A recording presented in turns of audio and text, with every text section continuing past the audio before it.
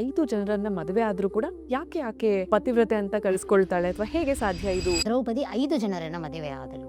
ಆದರೆ ಮಹಾಭಾರತವೇ ಸ್ಪಷ್ಟವಾಗಿ ಹೇಳುವಂತಹ ಮಾತು, ದ್ರೌಪದಿಯಲ್ಲಿ 5 ಜನ ದೇವತಾ ಸ್ತ್ರೀಯರ ಸನ್ನಿಧಾನ ಇತ್ತು, ಆವೇಶ ಇತ್ತು.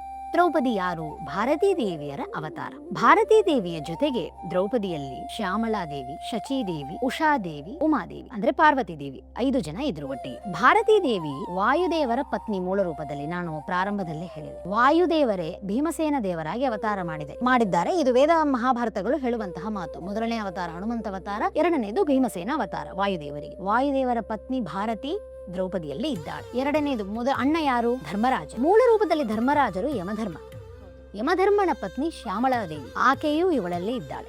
ಅರ್ಜುನ ಯಾರು? ಇಂದ್ರನ ಅವತಾರ. ಇಂದ್ರನ ಪತ್ನಿ ಯಾರು? ಮೂಲ ರೂಪದಲ್ಲಿ ಶಚೀದೇವಿ, ಶಚಿಯೂ ಇವಳಲ್ಲಿ. ನಕುಲ ಸಹದೇವರು ಅಶ್ವಿನಿ ದೇವತೆಗಳು, ಕೋಜಾಯಿಂಟ್ ಟ್ವಿನ್ಸ್ ಅವರು. ಅಶ್ವಿನಿ ದೇವತೆಗಳಿಗೆ ಮೂಲ ರೂಪದಲ್ಲಿ ಪತ್ನಿ ಉಷಾದೇವಿ, ಆಕೆಯ ಒಂದು ಆವೇಶನು ದ್ರೌಪದಿಯಲ್ಲಿ ಇರ್ತದೆ. ಒಂದು ಹೆಣ್ಮಗಳು 5 ಜನರನ್ನ ಮದುವೆ ಮಾಡಿಕೊಂಡಿದ್ದಲ್ಲ, 5 ಜನ ಹೆಣ್ಮಕ್ಕಳು ಅವರವರ ಗಂಡಂದ್ರನ್ನ ಮದುವೆ ಆಗಿದ್ದು. ಆಯ್ತಾ?